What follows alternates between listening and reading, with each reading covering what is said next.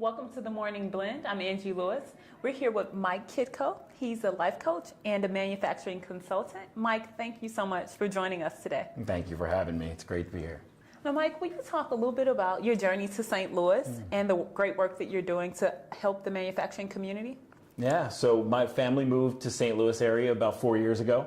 I'm a vet. I was in the Marine Corps, and I've lived in all 4 time zones, and we'll never leave the St. Louis area. So I'm a self-proclaimed Baltimorean, but my heart's in St. Louis. We love the area, we love the community, we love the people, and when we drive downtown, we're saddened by the buildings and the lack of vibrancy within the manufacturing community.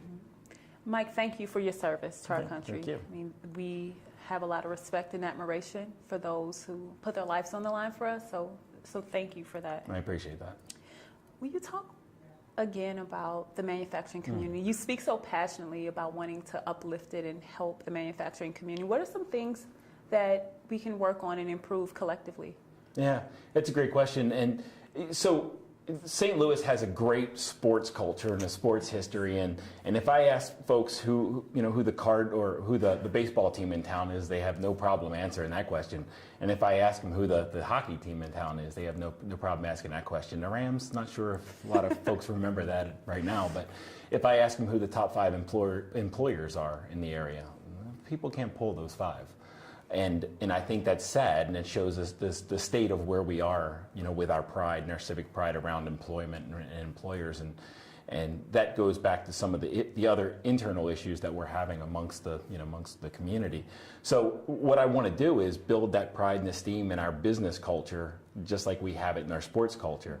Because the reason a team leaves, either someone can pay them more money, or there's another fan base somewhere that wants them more than we want them here. And I'd hate to see one of those 5 employers, large employers, leave and take 20,000 jobs with them.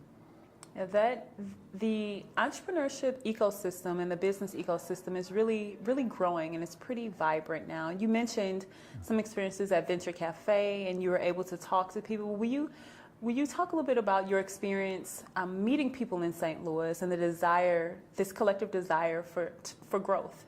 Yeah, so there's three main Venture Cafe type experiences that I travel to. The OPO, the post office up in St. Charles, yes. T-Rex, and Venture Cafe. I spend a lot of time there, and the startup community is so energized. And outside of St. Louis, not a lot of folks know that it's a hub for startups, and that there's so much vibrancy here.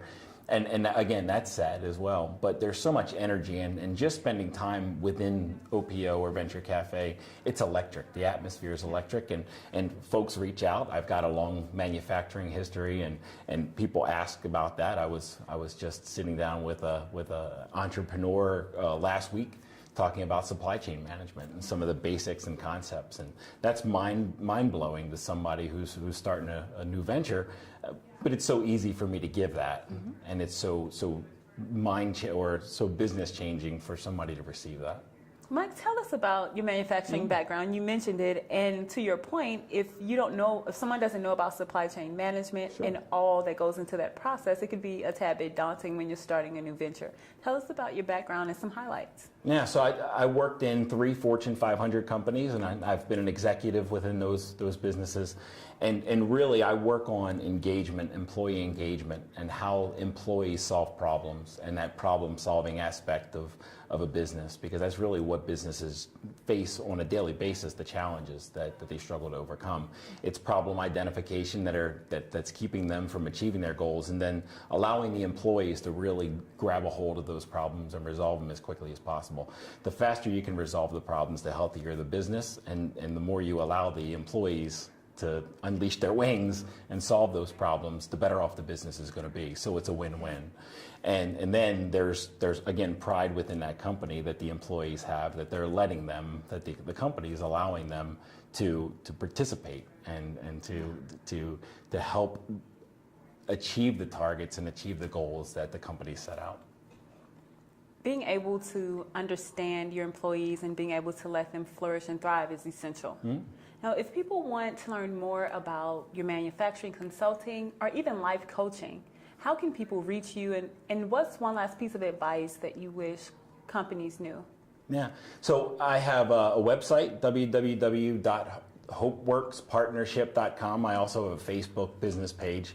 On the life coaching side and the business side and the manufacturing side, my words of advice to any of my clients is you're only as good as you think about yourself, as you feel about yourself. So if you don't feel you're capable of achieving your goals, if you don't feel like you have what it takes to achieve the goals, then you're probably not going to achieve it. So with the life coaching side, it all starts inside.